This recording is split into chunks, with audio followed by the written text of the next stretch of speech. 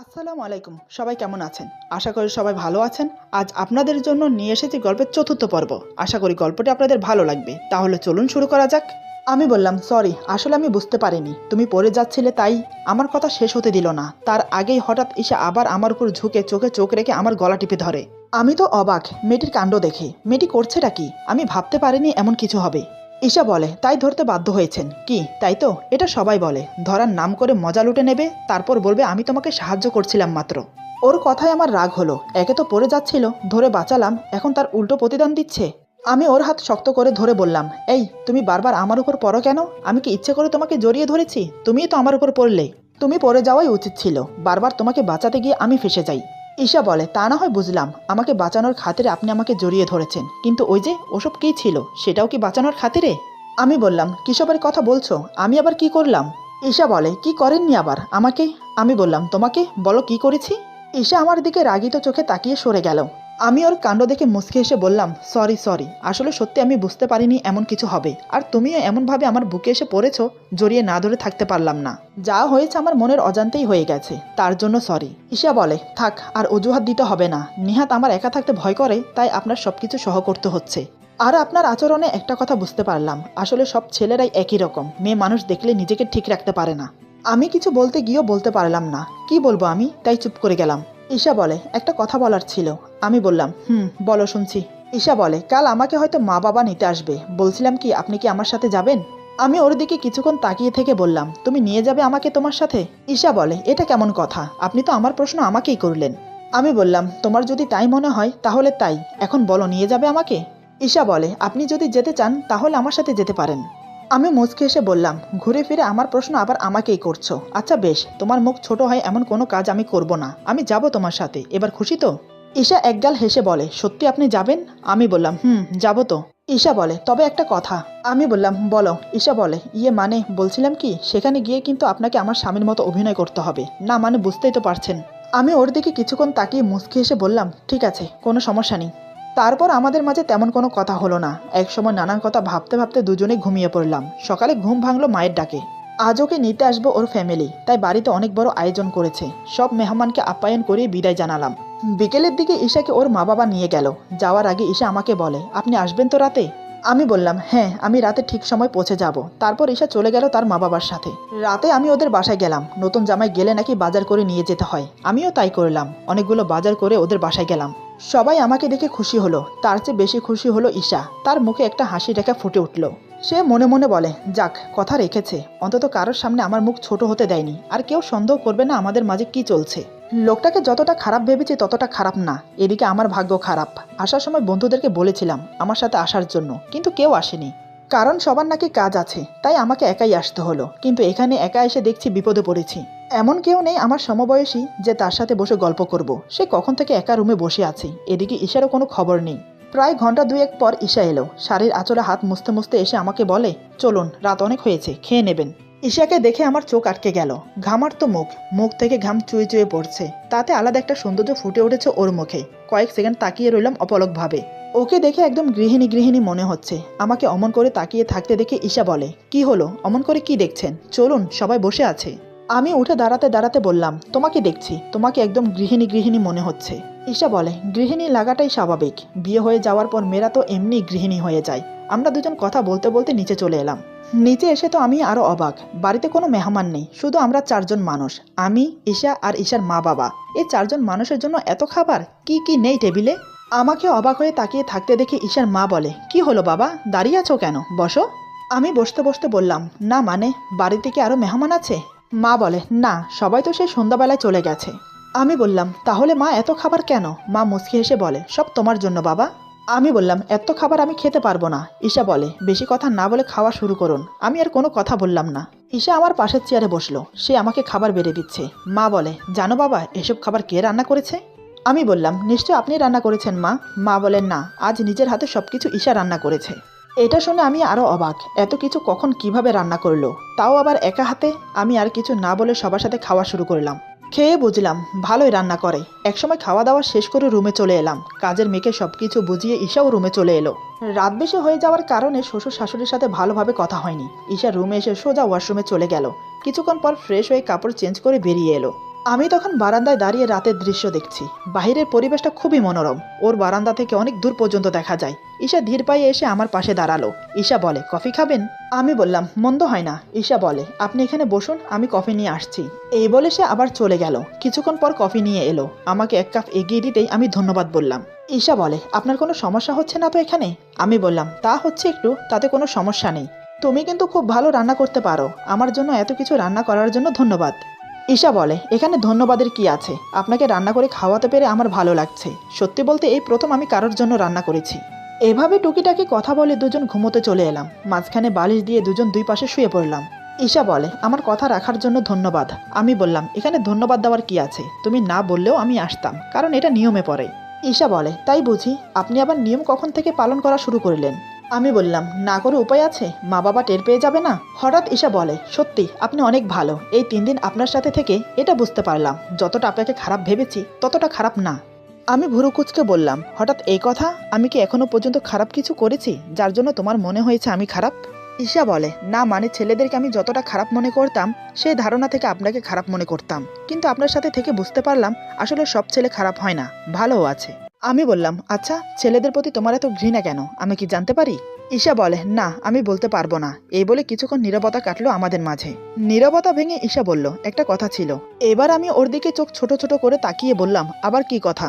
ঈশা বলে, না মানে বলছিলাম কি, আপনি যদি কিছু মনে না করেন মানে। এই বলে ঈশা চুপ হয়ে গেল। আমি বললাম, বলো কি বলতে চাও? ঈশা বলে, দেখুন অ্যাকচুয়ালি ডোন্ট মাইন্ড। আমাদের যখন একই ঘরে থাকতে হবে, একই ছাদের নিচে বসবাস করতে হবে, তাহলে কি আমাদের মধ্যে বন্ধুত্বটা জরুরি না? অন্তত আমরা বন্ধু হয়ে থাকতে পারি। আমি সেরকম কিছু মেন করে কথাটা বলিনি। জাস্ট একই ঘরে থাকা হয়, উঠতে বসতে এমনকি রাতে একই বিছানায় থাকা হয়। তাহলে কি আমাদের মাঝে বন্ধুত্ব হতে পারে না? আমি একটু রসিকতা করে বললাম, বন্ধুত্ব হওয়া যায়, কিন্তু যদি দেখো সেই বন্ধুত্ব গড়িয়ে ভালোবাসার দিকে চলে গেছে তখন? তখন কি করবে শুনি? তখন তো সব দোষ আমার উপর দিয়ে দেবে। যা হয়েছে আপনার জন্য হয়েছে, মানে তুমি কিছুই করনি। তখন তখন কি হবে শুনি? ঈশা বলে, তেমন কিছুই হবে না। আপনি আমার কাছে আসার চেষ্টা করলেও আমি আপনাকে আসতে দেব না। আমি বললাম, তাই বুঝি? তুমি ভাবলে কি করে যে আমি তোমার কাছে যাব? যদি কখনো এমন পরিস্থিতি হয় তখন তুমি নিজেই আমার কাছে আসবে, এটা আমি হলফ করে বলতে পারি। ঈশা বলে, কনফিডেন্স ভালো, তবে ওভার কনফিডেন্স ভালো না। আর আপনি ভাবলেন কি করে যে আমি আপনার কাছে আসব? আমি বললাম, এমনটা তো হতেই পারে। অ্যাক্সিডেন্টলি যেমন পরশু রাতে তুমি আমার বুকে এসে ঘুমিয়েছ, কাল রাতেও তো কথা বলতে বলতে আমার উপর এসে পড়েছ। বাধ্য হয়ে তোমাকে জড়িয়ে ধরতে হলো, তেমনি আবার অজান্তে আমার কাছে আসতে কতক্ষণ। ঈশা বলে, আপনি তো দেখছি মশা কথায় কথায় খোঁটা দেন। হয়তো বাই মিস্টেকলি হয়ে গেছে। সবসময় এমন হবে তার তো কোনো মানে হয় না। এমনও তো হতে পারে, দেখা যাবে আজ রাতে আপনি আমাকে নিজের বুকে টেনে নিয়েছেন। আমি বললাম, ওরে বাবা, আমার এত শখ নেই কারোর হাতে থাপ্পড় খাওয়া। এই কথা শুনে ঈশা জিভ কেটে কান ধরে বলে, সরি। ওর কাণ্ড দেখে আমি মুচকি এসে বললাম, আরে ধুর, সরি বলতে হবে না, ওটা তো বোঝার ভুল ছিল, তাই এমনটা হয়েছে। আর আমরা এখন বন্ধু। বন্ধুদের মাঝে নো সরি নো থ্যাঙ্কস, মনে থাকবে? ঈশা একগাল হেসে আমার দিকে হাত বাড়িয়ে দেয় হ্যান্ডশিপ করার জন্য। আমি মুখে হাসি ফুটিয়ে হাত মিলালাম। হাত ধরে ছাড়ার বদলে ধরেই রাখলাম। দুজন দুজনের চোখের দিকে তাকিয়ে বসে আছি। হাত ছাড়ার কোনো নামগন্ধই নেই। আমি মনে মনে ভাবছি, কি নরম তুলতুলে হাত, ইচ্ছে করছে সারাক্ষণ ধরে থাকি। এদিকে এসে মনে মনে ভাবছে, লোকটাকে যত দেখছি ততই মুগ্ধ হচ্ছি। যতটা খারাপ ভেবেছি ততটা খারাপ না। সত্যি মানুষের উপরে দেখে ভেতরটা চেনা যায় না। তার ভেতরটা বুঝতে হলে তার সাথে বন্ধুত্ব করতে হয়, তার সাথে ভালোভাবে মিশতে হয়, তাহলে বোঝা যায় মানুষটা কেমন। হঠাৎ কি মনে হতে ঈশা লজ্জা পেয়ে হাত ছাড়িয়ে নেয়। দুজন প্রাপ্তবয়সী ছেলে মেয়ে একসাথে থাকলে যা হয় আর কি। তার উপর আমরা হলাম স্বামী স্ত্রী। একসময় দুজন ঘুমিয়ে পড়লাম। সকালে ঘুম ভাঙলো ঈশার ডাকে। আমি ঘুম ঘুম চোখে উঠে দেখি ঈশা হালকা গোলাপি একটা শাড়ি পরে হাতে চা নিয়ে আমার সামনে দাঁড়িয়ে আছে। মাথার চুল পরিপাটি করে আঁচড়ানো, হাত ভর্তি গোলাপি কাচের চুড়ি, চোখে মোটা করে কাজল দেওয়া, সব মিলিয়ে ওকে গোলাপি পরীর মতো লাগছে। আমার চোখ দুটো ওর দিক থেকে সরতেই চাইছে না। ঈশা ব্যাপারটা বুঝতে পেরে বলে, কি মশাই, যেভাবে তাকিয়ে আছেন মনে হচ্ছে আমাকে এর আগে কখনো দেখেননি। আমি স্বাভাবিক হয়ে বসে বললাম, সকাল সকাল ঘুম থেকে উঠে গোলাপি পরী দেখব সেটা তো ভাবতে পারিনি। মনে হয় স্বপ্ন দেখছি। এই, আমি কি স্বপ্ন দেখছি সত্যি সত্যি? ঈশা আমার কথা শুনে আমার হাতের আঙ্গুল চায়ের ভেতর ডুবিয়ে বলে, স্বপ্নে না, বাস্তবে আছেন। চায়ের ভেতরে আঙ্গুল ডুবাতেই জ্বলে উঠল। আমি তৎক্ষণাৎ আঙ্গুল সরিয়ে বললাম, উফ, এমন কেউ করে? তুমি তো দেখছি একদিন আমাকে জ্বালিয়ে দেবে। ঈশা বলে, তো কি করব? আপনি তো বসে বসে জেগে জেগে স্বপ্ন দেখছেন। আমি বললাম, তোমাকে কে বলেছে গোলাপি পরী সেজে আমার সামনে আসতে? ঈশা বলে, আমি কোনো পরী নই, জলজ্যান্ত একজন মানুষ। আমি কেন শুধু শুধু পরী হতে যাব? পরী হলে কি আর আপনাকে বিয়ে করতাম? আমি বললাম, তো কাকে বিয়ে করতে শুনি? নিশ্চয় কোনো রাজকুমারকে ফাঁসাতে। ঈশা বলে, ফাঁসাতে যাব কেন? আমি পরি হলে রাজকুমার এমনি আমার পিছু পিছু ঘুরতো। আমি বললাম, রাজকুমারের আর খেয়ে কাজ নেই, তোমার পিছু ঘুরবে। ঈশা বলে, আপনি না একটু বেশি কথা বলেন। আমি বললাম, যা বাবা, কথা না বললেও দোষ, কথা বললে বলে আমি নাকি বেশি কথা বলি, এজন্যই বলে মেয়েদের সাথে ঝগড়ায় পাল্লা দিয়ে পারা যায় না। ঈশা বলে, দেখুন এবার কিন্তু বেশি হয়ে যাচ্ছে, চাটা কিন্তু ঠান্ডা হয়ে যাচ্ছে। আমি বললাম, এখানে রাখো, আমি ফ্রেশ হয়ে আসছি। এই বলে আমি বিছানা থেকে নেমে ঈশার কানের কাছে ফিসফিস করে বললাম, সত্যি তোমাকে আজ অপূর্ব লাগছে, একদম একটা পেতনির মতো। এই বলে ওয়াশরুমে চলে গেলাম ফ্রেশ হতে। আমার কথা শুনে ঈশার রেগে মেগে আগুন। ঈশা মনে মনে বলে, ফাজিল লোক একটা। প্রথমে বলে আমাকে নাকি পরীর মতো লাগছে, এখন বলে আমি কিনা পেতনি, যত্ত সব। এই বলে চলে গেল। কিছুক্ষণ পর আমি ফ্রেশ হয়ে বেরিয়ে চাটা খেয়ে নিচে চলে গেলাম। গিয়ে দেখি সবাই বসে আছে। আমি বুঝলাম আমার জন্যই অপেক্ষা করছে। আমি যেতে সবাই মিলে একসাথে নাস্তা করতে বসে গেল। নাস্তা করে আমি আর এসে একটু ঘুরতে বের হলাম আশেপাশে। ওদের এলাকাটা ঘুরিয়ে ঘুরিয়ে আমাকে দেখালো। দুপুরের দিকে ফিরে এসে ফ্রেশ হয়ে সবাই খাওয়া দাওয়া করে যার যার রুমে চলে গেল। আমি আর ঈশা গল্প করে বিকেলটা কাটিয়ে দিলাম। রাতে খাওয়া দাওয়ার পর ঈশা বলে, ছাদে যাবেন? আমি বললাম, এত রাতে ছাদে? ঠিক আছে চলো। বুঝতে পারছি ওর যেতে ইচ্ছে করছে, তাই আর না করলাম না। দুজন ছাদে গিয়ে রেলিংয়ের পাশে দাঁড়ালাম। বেশ ঠান্ডা ঠান্ডা ভাব, আকাশে পূর্ণিমা চাঁদ, তারাগুলো মিটিমিটি করে জ্বলছে। দেখতে ভারী সুন্দর লাগছে। ঈশা বলে, পরিবেশটা খুব সুন্দর তাই না? আমি বললাম, যা বলেছ। ঈশা বলে, এমন সুন্দর চাঁদনি রাতে ছাদে আসতে আমার খুব ভালো লাগে, কিন্তু। আমি বললাম, কিন্তু কি, ভয় পাও? ঈশা বলে, আরে না, ভয় পেতে যাব কেন, আসলে তেলাপোকার জন্য। আমি অবাক হয়ে বললাম, তেলাপোকা? ঈশা বলে, হ্যাঁ, আমাদের ছাদে অবশ্য নেই, পাশের ছাদ থেকে উড়ে আসে। আমি বললাম, তেলাপোকা আসলে তাতে কি? ঈশা বলে, ওরে বাবা, আমি তেলাপোকাকে ভীষণ ভয় পাই। আমি বললাম, এখন যদি একটা উড়ে এসে তোমার গায়ে পড়ে তখন কি করবে? ঈশা বলে, আমি তো মরেই যাব। আমি বললাম, এত ভয়? ঈশা বলে, এই একটা জিনিসই আমি এত বেশি ভয় পাই। আমি বললাম, তার জন্য তুমি আসার সময় ছাদের লাইট জ্বালিয়ে এসেছো কি, তাই তো? ঈশা বলে, নয়তো কি, অন্ধকারে গায়ে এসে পড়লে দেখবো কিভাবে? হে আল্লাহ, আজ যেন কোনো তেলাপোকা না আসে, মান সম্মান রেখো। মনে মনে কথাটা বলে, কিন্তু আল্লাহ হয়তো শোনেনি ওর কথা। আমি অন্যমনস্ক হয়ে অন্যদিকে তাকিয়ে আছি। ঈশা আমার পাশে দাঁড়িয়ে। হঠাৎ কোত্থেকে যেন উড়ে এসে বড় একটা তেলাপোকা ওর গায়ে পড়লো। ঈশা খেয়াল করেনি, কিন্তু আমার চোখে পড়লো। আমি ভাবছি বলবো কি বলবো না, আবার মনে মনে ভাবছি বলে দেখি না কেমন রিয়াক্ট করে, একটু মজা নেওয়া যাক। এই ভেবে আমি বললাম, ঈশা তোমার গায়ে তেলাপোকা। ঈশা আমার কথা বিশ্বাস করলো না। সে আমাকে বলে, মজা করছেন, দেখুন আমাকে ভয় দেখাবেন না। কথাটা বলতে বলতে ঘাড়ের দিকে তাকালো। তাকাতেই দেখে অনেক বড় একটা তেলাপোকা ঘাড়ে বসে আছে। এটা দেখেই তো তিরিং তিরিং লাফাতে শুরু করলো। লাফাতে লাফাতে হঠাৎ আমার গায়ে এসে পড়লো। আমিও টাল সামালতে না পেরে ওকে নিয়ে পড়ে যাই। আমি নিচেই, ঈশা আমার বুকের উপর শক্ত করে আমাকে জড়িয়ে ধরে আমার বুকে মুখ গুজে দিয়েছে। ঈশা বলে, আমাকে বাঁচান প্লিজ, তেলাপোকাটাকে সরান, আমার ভীষণ ভয় করছে। আমি বললাম, কিচ্ছু হবে না, আমি আছি তো, আর এই দেখো তুমি আমার বুকে আছো। ঈশা বলে, আমি কিছু শুনতে চাই না, আমাকে ধরে রাখুন। ওর কথা শুনে আমি ওকে শক্ত করে জড়িয়ে ধরলাম। ঈশা ভয়ে জোরে জোরে নিঃশ্বাস ফেলছে আমার বুকে। ধীরে ধীরে ওর বাঁধন আরো শক্ত হতে লাগলো। এদিকে আমি আমার নিয়ন্ত্রণ হারিয়ে ফেলছি। এমনত অবস্থায় নিজেকে ধরে রাখা অনেক কঠিন। আমি ওর পারছি না। অজান্তেই আমার দুটো হাত ওর শাড়ি ভেদ করে পিঠে বিচরণ করতে লাগলো। দু হাত দিয়ে ওর কোমর ধরে আরেকটু উপরে নিয়ে এসে ওর ঠোঁটে ঠোঁট ডুবিয়ে দিলাম। এক হাতে পিঠ শক্ত করে নিজের সাথে চেপে ধরি, অন্য হাতে চুলের মুঠি ধরে ঠোঁটে গভীরভাবে কিস করতে লাগলাম। এমনভাবে আঁকড়ে ধরলাম ওর ঠোঁট যে নিজেকে ছাড়াতেও পারছে না। দু হাতে আমার বুক খামচে ধরেছে। ওর নখ ফুটে যাচ্ছে আমার বুকে, সেদিকে আমার কোনো খেয়ালই নেই। ঈশার নিঃশ্বাস বন্ধ হয়ে আসছে। সে আর পারছে না, নিজেকে ছাড়ানোর অনেক চেষ্টা করছে, কিন্তু তাও পারছে না।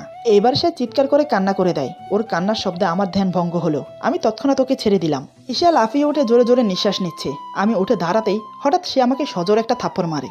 ঈশা কান্না করতে করতে বলে, আপনি একটা জানোয়ার, খুবই একটা খারাপ লোক। আপনার প্রতি আমার যে ধারণাটা জন্মেছে সেটা আপনি মিথ্যে প্রমাণিত করে দিলেন। যে বিশ্বাসটা জমেছে সেটা এক নিমেষে ভেঙে দিলেন।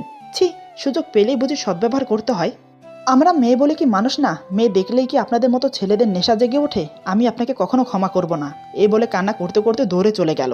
আমি সেখানে পাথরের মুক্তির মতো দাঁড়িয়ে আছি। ওর কথায় আমি কিচ্ছু মনে করিনি। ওর উপর রাগও হচ্ছে না আমার, কিন্তু রাগ হচ্ছে নিজের প্রতি। আসলে দোষটা আমার, আমি নিজেকে কন্ট্রোল করতে পারিনি। কিন্তু আমি এবার কি করব? প্রতিবার মেয়েটা যদি আমার বুকে এসে ঝাঁপিয়ে পড়ে, তাহলে আমি পুরুষ হয়ে কি করে নিজেকে আটকাবো? নিজের প্রতি নিজেরই রাগ হচ্ছে এখন। বারবার একই ভুল করছি আমি।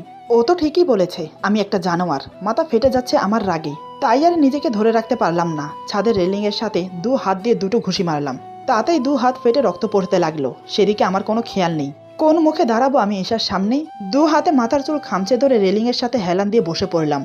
ইচ্ছে করছে না নিচে যেতে। শ্বশুর বাড়িতে এসে এমনটা করা আমার একদম উচিত হয়নি। চলেও যেতে পারবো না, তাহলে ঈশার মুখ ছোট হয়ে যাবে। নিজেরও একটা মান সম্মান বলে কিছু আছে। সেখানেই বসে দু হাঁটুর উপর হাত ভাঁজ করে দিয়ে মুখ গুজে বসে রইলাম। চোখ থেকে টপ টপ করে জল পড়ছে কোলে। পুরুষ মানুষ সহজে কান্না করে না। যখন সে অসহায় হয়ে যায়, অতিরিক্ত কষ্ট পায়, তখন সে কান্না করে। আমাকে কেউ কষ্ট দেয় না, বরং আমি সবাইকে কষ্ট দিয়ে নিজেই কান্না করি। কেন হয় আমার সাথে এমন? রেলিংয়ের পাশে বসে মনে মনে এসবই ভাবছি। এদিকে ঈশার রুমে গিয়ে শুয়ে শুয়ে কান্না করছে। ও ভাবতে পারেনি আমি ওর সাথে এমন করব। ঈশা মনে মনে বলে, হে আল্লাহ, কেন হয় আমার সাথে এমন? আমার জানা মতে আমি তো কারোর কোনো ক্ষতি করিনি, তাহলে কেন বারবার আমার সাথে এমন হয়? একবার তো নিজের সর্বোচ্চ হারিয়ে শূন্য হয়ে গেছি, সেই পরিস্থিতির মুখোমুখি কেন বারবার হতে হয়? তার চেয়ে বরং তুমি আমাকে উঠিয়ে নাও। আমি আর চাই না এই নরকের দুনিয়ায় থাকতে, যে দুনিয়ার ছেলেরা মেয়েদেরকে সম্মানের বদলে অসম্মান করতে ব্যস্ত থাকে। আমি আর পারছি না এসব নিতে। এসব ভাবছে আর কান্না করছে। ভাগ্যিস তখন বাড়ির সবাই ঘুমিয়ে গেছে, তা না হলে কি যে হতো কে জানে। এভাবে প্রায় অনেকটা সময় কেটে যায়। ঈশা কান্না করতে করতে ক্লান্ত হয়ে পড়ে। বিছানা থেকে উঠে চোখে মুখে পানি দিয়ে ফ্রেশ হয়ে নেয়। ঘড়ির দিকে তাকিয়ে দেখে রাত 2টো বাজে, অথচ আমি এখনো রুমে আসিনি। ঈশার ইচ্ছা করছেন আমার সাথে কথা বলতে, কিন্তু না বলেও উপায় নেই, কারণ আমি বর্তমান ওর বাড়িতে। আমার সাথে কথা না বলা, আমাকে অবহেলা করা, এটা খারাপ দেখায়। তাই সে ইচ্ছা না থাকা সত্ত্বেও আমাকে ডাকতে আসে। এদিকে আমি কান্না করতে করতে কখন যে ঘুমিয়ে পড়েছি ওভাবে আমি নিজেও জানি না। চোখের জলে আর হাতের রক্ত মিশে জামা কাপড় ভিজে গেছে। ঈশা এসে দেখে আমি রেলিংয়ের সাথে হেলান দিয়ে মাথা নিচু করে বসে আছি। সে ধীরে ধীরে আমার সামনে এসে দাঁড়ায়। সামনে এসে দাঁড়াতেই চমকে ওঠে। হাত থেকে এখনো একটু একটু করে রক্ত পড়ছে। অনেকটা জায়গা জুড়ে রক্তে ভেসে আছে। এটা দেখে ওর মনের ভেতর মোচড় দিয়ে উঠল। মুহূর্তে ওর রাগ অভিমান সব উধাও হয়ে গেল। সে মনে মনে বলে, ওনার তো একার দোষ নেই, আমারও তো দোষ আছে। আমি বারবার ওনার বুকে ঝাঁপিয়ে পড়ি, কাজটা হয়তো আমি ঠিক করিনি। ঈশা আর ভাবতে পারছে না। সে চট করে আমার হাত ধরে ডাকতে লাগলো। ঈশা বলে, এই যে শুনছেন? ওর হাত ধরে ঝাঁকানিতে আমি মাথা তুলে ওর দিকে তাকাই। দেখে কান্না করতে করতে আমি চোখ মুখ ফুলিয়ে ফেলেছি। এটা দেখে ওর খুব মায়া হলো, কিন্তু সে মায়া প্রকাশ না করে রাগে ফেটে পড়ল আমার উপর। ঈশা চেঁচিয়ে বলে, কি করেছেন আপনি? হাত কিভাবে কেটে গেল? দেখুন তো কতটা রক্ত পড়েছে হাত থেকে। কি ভাবেন আপনি নিজেকে? এসব করলে সব ঠিক হয়ে যাবে? কেন এমন করলেন আপনি? আমার উপর রাগ করে নিজেকে আঘাত করলেন? কেন করলেন এমন? এখন উঠুন, ঘরে চলুন।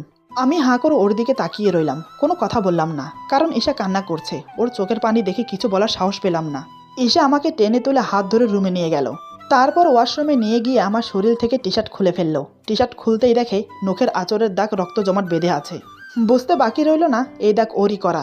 ঈশা অশ্রু ভেজা নয়ন নিয়ে একবার আমার দিকে তাকালো, তারপর বুকের দিকে তাকিয়ে অজান্তে হাত বুলাতে লাগলো সেখানে। ঈশা বলে, খুব লেগেছে না? আমি কিচ্ছু বললাম না, ওর চোখের দিকে তাকিয়ে রইলাম।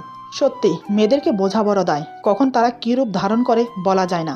ঈশা ছোট্ট একটা টাওয়াল ভিজিয়ে আমার শরীর মুছে দিল, কাপড় এনে দিল চেঞ্জ করার জন্য। আমি কাপড় চেঞ্জ করে ওয়াশরুম থেকে বের হতে ঈশা আমার হাত ধরে খাটে বসিয়ে দিল।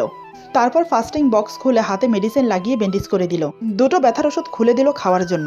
আমি চুপচাপ খেয়ে নিলাম। তারপর বালিশ ঠিক করে আমাকে শুইয়ে দিয়ে সেও শুয়ে পড়ল। ঈশা আমার দিকে ফিরে শুয়ে আছে, কিন্তু আমি অন্য দিকে ফিরে শুয়ে রইলাম। ওর চোখে চোখ রাখার ক্ষমতা নেই আমার। নিজেকে খুব অপরাধী মনে হচ্ছে। নানান কথা ভাবতে ভাবতে দুজন ঘুমিয়ে পড়লাম। বেশি রাত করে ঘুমানোর জন্য সকালে আমাকে আর ডাকিনি। আমার ঘুম ভাঙলো দিনের 12টা বাজে। আমি উঠে কোনোরকম ফ্রেশ হয়ে বিছানায় হেলান দিয়ে বসে আছি। ততক্ষণে ঈশা আমার জন্য রুমে নাস্তা নিয়ে এলো। আমার পাশে একদম আমার গা ঘেঁষে বসলো। আমি কিছু না বলে একটু সরে বসলাম। ঈশা ব্যাপারটা বুঝতে পেরেও কিছু বলল না। আমার 2 হাতে ব্যান্ডেজ করা, কিভাবে খাবো এটা বুঝতে পেরে ঈশা নিজের হাতে আমাকে খাইয়ে দিতে লাগলো। আমিও কিছু না বলে চুপচাপ খেয়ে নিলাম। একবারের জন্য ওর মুখের দিকে তাকাইনি, নিচের দিকে তাকিয়েছিলাম। এসে আমাকে নাস্তা খাইয়ে মেডিসিন খাইয়ে দিয়ে নিচে চলে গেল। সেও আমার সাথে কথা বলছে না। দুপুরের দিকে সবাই খেতে বসে আমাকে খুঁজছে। ঈশা বলে, ওনার শরীর একটু খারাপ, হাতে একটু ব্যথা পেয়েছে। এটা শুনে তো আমার শ্বশুর শাশুড়ি দুজনেই অবাক। হাতে কি করে ব্যথা পেলাম এটাই যেন তাদের মাথায় আসছে না। আমার শ্বশুর বলে, সে কি রে, কখন কিভাবে ব্যথা পেল? ঈশা বলে, কাল রাতে তোমরা ঘুমিয়ে যাওয়ার পর আমরা একটু ছাদে গিয়েছিলাম। সেখানে দরজার চিপায় 2 হাত আটকে গিয়ে ব্যথা পেয়েছে। অনেকটা কেটে গেছে 2 হাতে। আমি মেডিসিন লাগিয়ে ব্যান্ডেজ করে দিয়েছি। বাবা, তুমি একজন ডাক্তার ডেকে নিয়ে আসো। মা বলে, তোর আকল জ্ঞান বলতে কিছু আছে? রাতে ছেলেটার হাত কেটেছে, আর তুই আমাদেরকে এখন বলছিস? ছেলেটা মনে মনে কি ভাবছে বলতো? বাবা বলে, আমি এখনই ডাক্তারকে ফোন করছি। এই বলে বাবা উঠে চলে গেল ডাক্তারকে ফোন করতে। এদিকে হাতের ব্যথায় আমার গায়ে জ্বর এসেছে, তাই আমি চাদর মুড়ি দিয়ে শুয়ে আছি। প্রায় আধা ঘন্টা পর ডাক্তার এলো। আমার হাতের ব্যান্ডেজ খুলে আবার নতুন করে মেডিসিন লাগিয়ে ব্যান্ডেজ করে দিল। কিছু ওষুধ লিখে দিয়ে চলে গেল। যাওয়ার সময় বলে গেল, ভয়ের কিছু নেই, হাতের ব্যথার কারণে জ্বর এসেছে, নিয়মিত ওষুধ খেলে ঠিক হয়ে যাবে। আর হ্যাঁ, কিছুক্ষণ পরপর মাথায় পানি পটি দেবেন, তাহলে জ্বর তাড়াতাড়ি কমে যাবে। এই বলে ডাক্তার চলে গেল। আমি চোখ বন্ধ করে শুয়ে আছি। চোখ খুলে তাকাতে পারছি না, চোখ দুটো খুব জ্বালা করছে। ডাক্তারের পিছু পিছু আমার শ্বশুর শাশুড়ি চলে গেল। ঈশা ঠায় দাঁড়িয়ে আমাকে দেখতে লাগলো। সে মনে মনে বলে, যা হয়েছে আমার জন্য হয়েছে। কেন যে আমি রাগের মাথায় থাপ্পড় মারতে গেলাম, কেন যে এতগুলো বাজে কথা শোনালাম, এইসব ভেবে পানি নিয়ে এসে আমার মাথায় পানি পট্টি দিতে লাগলো। প্রায় 2 দিনের সেবায় আমি সুস্থ হয়ে উঠলাম। এরই মধ্যে এসে আমার কাছে ক্ষমা চেয়ে নিয়েছে। আমি বললাম, এগুলো সবসময় হতেই থাকবে, বারবার ক্ষমা চেয়ে নিজেকে ছোট করো না। এভাবে 5 দিন কাটিয়ে শ্বশুরবাড়ি থেকে ঈশাকে নিয়ে চলে এলাম নিজের বাড়িতে। তারপর থেকে আমাদের জীবন ভালোই চলতে লাগলো। ঈশা আর আমি বন্ধু হবার পর থেকে একে অপরের সাথে অনেকটা ফ্রি হয়ে গেলাম। মাঝে মাঝে রাতে বাই মিস্টেকলি একে অপরের কাছে চলে আসতাম।